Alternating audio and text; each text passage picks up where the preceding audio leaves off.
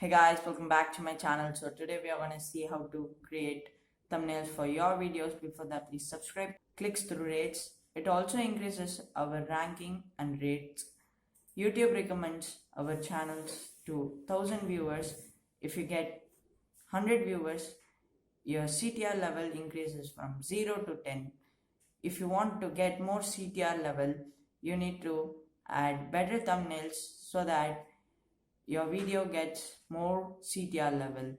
So in this video we are gonna see how to edit thumbnails. So I'm gonna use canva.com. It is absolutely free, and let's get into the computer screen.